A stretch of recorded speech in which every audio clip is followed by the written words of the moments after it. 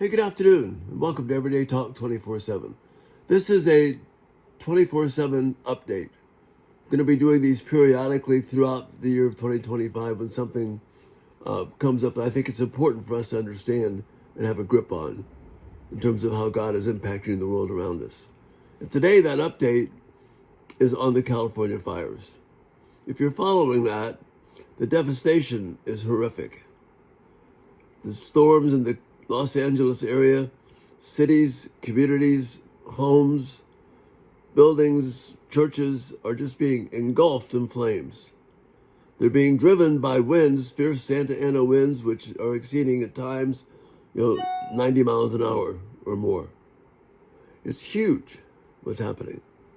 The devastation is huge. Thousands and thousands of acres are on fire. And to this point, these fires are still pretty much out of control and not contained. What are we to think about these things? Is this a sign of God's great judgment, or is there something underneath that as well?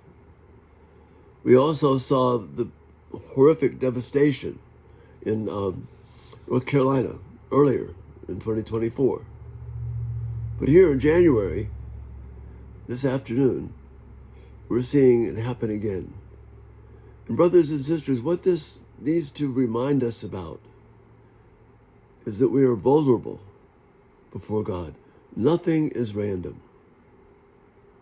God is not asleep at the switch when these things happen. We are dependent upon God. And I pray that these horrific firestorms will cause us to reach out to God, to seek His face, for our nation to realize how vulnerable we are, and to cry out to Him for protection, for repentance. Until that becomes our first priority, then we can, as we continue to try and rewrite the Bible or cancel the Bible, the impact on us will be increasingly severe. I don't know the ins and the outs of it, but God does. I do know that He's called us to be holy. I do know that we're founded on biblical principles. And God is gracious. He wants us to reach out. He's calling us to reach out. I'll pray that we have the faith and the courage of Abraham to ask God to rescue our nation, even if there's only a few who want to serve Him. But let's not forget that God responds to pride in a forceful way. In Daniel chapter 4, verse 37, we see Nebuchadnezzar responding to the time when God had humbled him.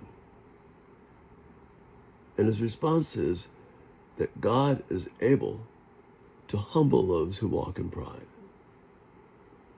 God will humble those who walk in pride. And I think as a whole, we've walked in pride far too long. So with these devastating storms, let's join together and ask God for hearts of repentance.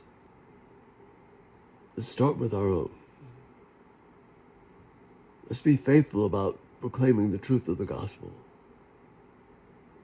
Let's not just write these things off to random fires and difficult situations and try and blame this political leader or that political leader or this issue. God is a merciful God, but He's also a God who will humble those who walk in pride. And we are vulnerable in so many ways. And these incidences in North Carolina and in California are just evidences of how vulnerable we are. So I pray that you will be aware of this, that we'll be humbled by it, that we'll be in prayer for it, and that we'll call out for a nation to seek God in faith and repentance.